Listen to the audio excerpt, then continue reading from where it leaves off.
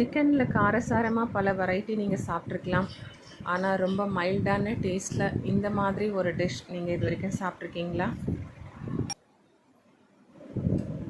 நான் இன்றைக்கி ட்ரை பண்ணது வெரி ஃபர்ஸ்ட் டைம் சிக்கன் பொடி மாஸ். வெல்கம் டு வில்மாஸ் கிச்சன். ரொம்ப சிம்பிளாக வீட்டில் இருக்கிற இன்க்ரீடியன்ட்ஸ் வச்சுட்டு ரொம்ப குயிக்காக பண்ணக்கூடிய இந்த ரெசிபி எப்படி செய்யுதுன்னு பார்க்கலாமா? இப்போ நாம் ஸ்டவ்வை ஆன் பண்ணிக்கலாம். அதில் குக்கர் வச்சுட்டு ஒரு டம்ளர் தண்ணி ஊற்றிக்கலாம். 1/2 ஸ்பூன் மஞ்சத்தூள் போட்டுக்கலாம். 1/2 kg போன்லெஸ் சிக்கன் எடுத்துருக்கேன், நான் அதையும் சேர்த்துக்கிறேன். இப்போ ஒரு 1/2 ஸ்பூன் உப்பையும் நம்ம இது கூட சேர்த்து ஒரு விசில் விட்டு நம்ம இறக்கி வச்சிடலாம். குக்கரில் ஒரு விசில் வந்த பிறகு நம்ம இறக்கி வச்சுட்டு அதில் இருக்கிற சிக்கன் பீஸெல்லாம் நம்ம தனியாக எடுத்துக்கலாம். அந்த ஸ்டாக்கை நம்ம வேறு எதுக்காவது யூஸ் பண்ணிக்கலாம், இல்லை சிக்கன் கிரேவி பண்ணால் அதில் கூட நம்ம ஊற்றிக்கலாம்.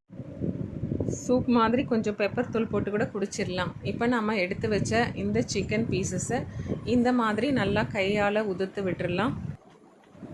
கொஞ்சம் டைம் எடுத்து நல்லா இதை இந்த மாதிரி உதிரியாக ஆக்கி வச்சுக்கோங்க. எவ்வளோ பொடிசாக இருக்கும் அவ்வளோ நல்லா டேஸ்ட் நல்லாயிருக்கும். இப்போ ஸ்டவ்வை ஆன் பண்ணிக்கலாம். நம்ம ஒரு பேன் வச்சுட்டு நான் தேங்காய் எண்ணெய் யூஸ் பண்ணியிருக்கேன்.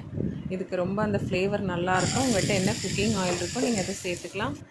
அண்டு பொடிசாக கட் பண்ண நான் 3 வெங்காயம் போட்டிருக்கேன். இந்த ஸ்வீட்னஸ் வந்து ரொம்ப முக்கியம். ஸோ நான் ஒரு 3 வெங்காயத்தை பொடிசாக கட் பண்ணி போட்டிருக்கேன். ஒரு 4 பச்சை மிளகாவையும் பொடிசாக கட் பண்ணி போட்டிருக்கேன்.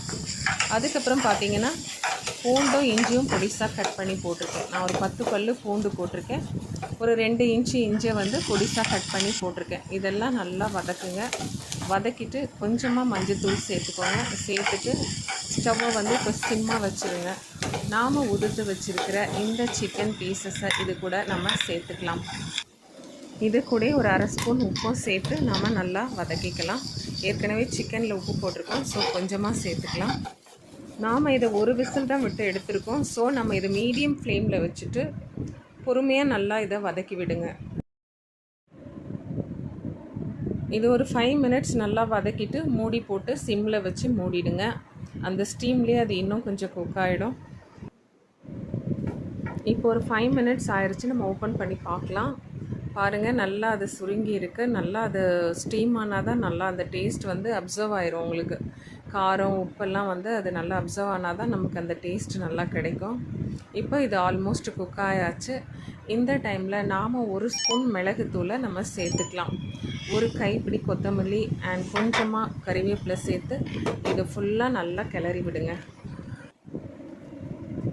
சிக்கனில் வந்து நமக்கு ஹை குவாலிட்டி ஆஃப் ப்ரோட்டீன் இருக்குது. நம்ம போன் ஹெல்த்துக்கு அது ரொம்ப சப்போர்ட் பண்ணுதுன்னு சொல்கிறாங்க. அந்த B3 B6 அதெல்லாமும் இருக்குது. ஸோ நம்ம சிக்கனை வந்து ரெகுலராக யூஸ் பண்ணுறது நம்ம ஹெல்த்துக்கு நல்லது தான். இதில் சேர்த்துருக்கிற தேங்காய் எண்ணெயும் நமக்கு ஹெல்த்துக்கு நல்லது. அண்ட் இஞ்சி பூண்டு மிளகுத்தூள் கொத்தமல்லி எல்லாமே நமக்கு வந்து ஆரோக்கியமான விஷயந்தான். ஸோ நீங்கள் சிக்கன் வாங்கினா இந்த டிஷ்ஷை கட்டாயமாக செஞ்சு பாருங்கள். இப்போ சிக்கன் பொடிமா சூப்பராக ரெடி ஆகிடுச்சிங்க. நம்ம இதுக்கு ஒரு தாளிப்பு கொடுக்கலாம். அந்த டேஸ்ட்டை நல்லா என்ஹான்ஸ் பண்ணுறதுக்கும் கார்னிஷிங்க்கும் இது சூப்பராக இருக்கும். அதனால் நான் கொஞ்சம் பூண்டை நிறையவே சேர்த்துக்கிட்டேன். அதுக்கப்புறம் ஒரு கொத்து கறிவேப்பிலை அண்ட் ஒரு 3 பச்சை மிளகாய் போட்டு நல்லா அதை வதக்கிட்டு கூட போட்டு நல்லா அதை கலந்து விட்டாச்சு.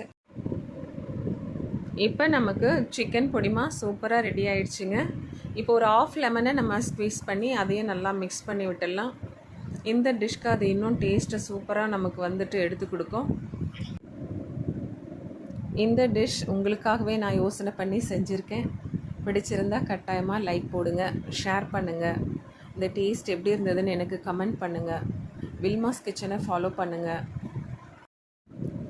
இந்த டிஷ்ஷை நாம் சாம்பார் கூடயோ ரசத்துக்கூடையோ ஆர் இல்லை ஒரு சிக்கன் கிரேவி அந்த மாதிரி ஒரு கிரேவி கூடயோ இதை வச்சு சர்வ் பண்ணலாம்.